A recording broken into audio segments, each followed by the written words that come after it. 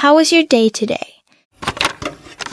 Hello, we are Whyso, and welcome to the podcast series that often begins with why questions based on the first principle thinking method, offering you multifaceted perspectives on various issues in life for truly mindful living. Lately, our podcasts have not started with why questions as much, but do you notice something? After each episode, you can still find an answer to a question in your mind. The why question may not open the episode to guide you towards a specific question, but appears in the middle, at the end, or even throughout the episode. Hopefully today's podcast will also untangle the knots in your heart. Let's begin.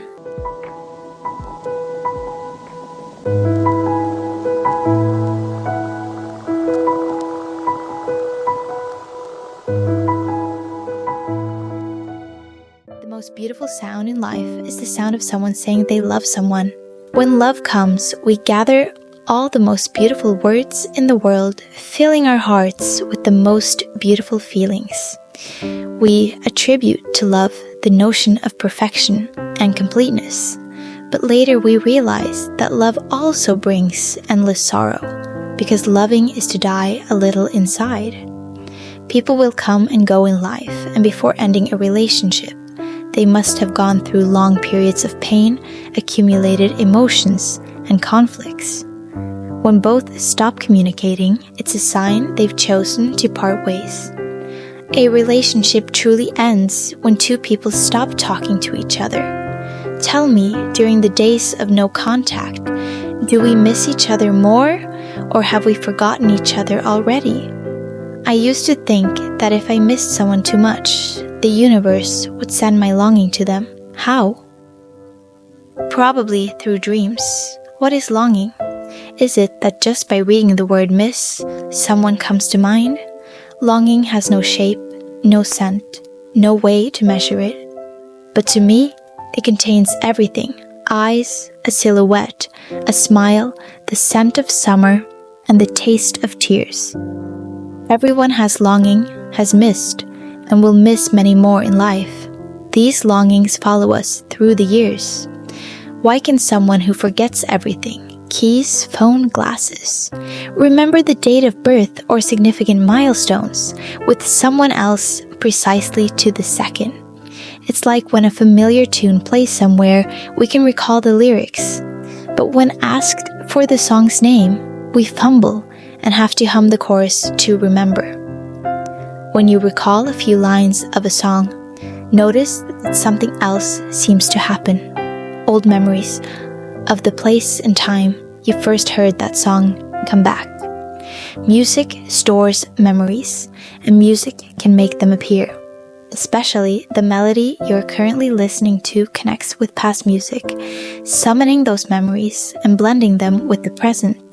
Sometimes we like and remember a song, not because it sounds nice, but because its lyrics resonate with us.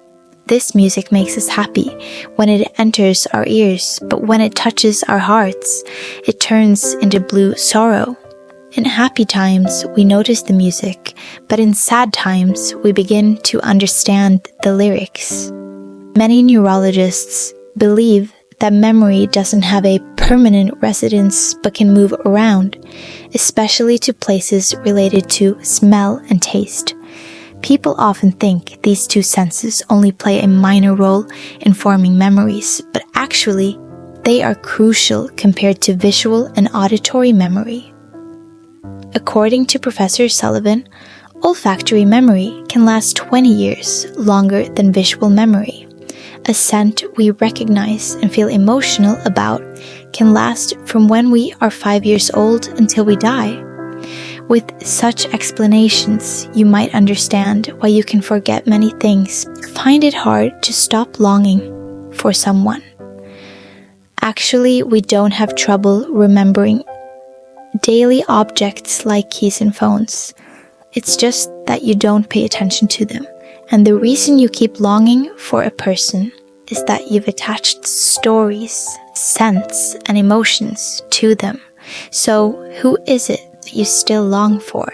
In youth, It's not good to meet someone too perfect, or you'll spend your life longing, unable to find a better choice, living in regret. Someone gives you thousands of memories but never remembers you. It turns out that unrequited love is a one-sided affair. Your search bar always has their name. Wherever you go, whatever you do, you want to capture and post it in hopes they'll see your story.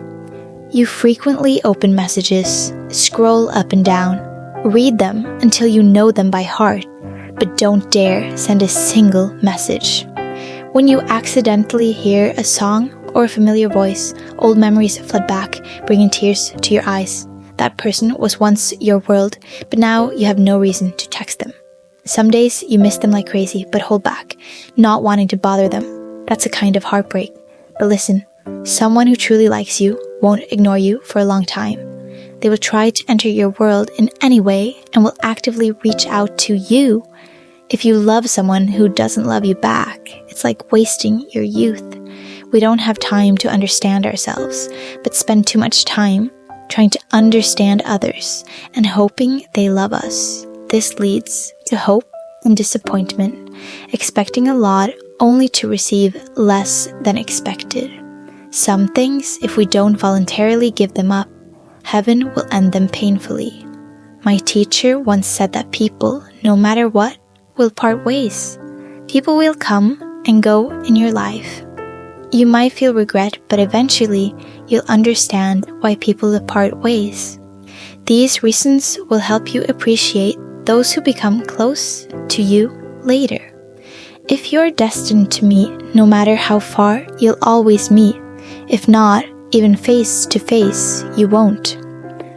Everyone appears in your life for a reason. Their role might not be to accompany you to the end, but just to help you understand some truth. Every meeting has a purpose. Can you forget someone? That's a question for those who haven't been able to forget. Objects are easy to discard, but memories aren't. Sometimes we part to give each other a chance. You don't know when love will come, but you know when it truly leaves. If you bravely say goodbye, life will reward you with a new beginning. Let them go and find peace within yourself. Breakups and heartbreak make you not want to believe in love anymore. Time doesn't heal wounds, it just makes them lighter. The scars remain. One day when you look back, your heart will still ache, but it won't hurt as much as before. Perhaps the wound has found a comfortable corner inside you. Longing has countless shapes, but eventually, the face of the person blends with others. I can't precisely name anyone because my heart has other things to care for now. So listening to this, have you untangled anything in your heart? Let me ask you one last question. If there was a machine to erase memories, would you want to erase memories of your ex? Good to each other, give it to someone I knew. You too. But I only saw you once in December. I'm still confused. You said forever and I almost bought it. I miss fighting in your old apartment, breaking dishes when you're disappointed. I still love you, I promise. Nothing happened in the way I wanted. Every corner of this house is haunted, and I know you said that we're not talking, but I miss you. I'm sorry.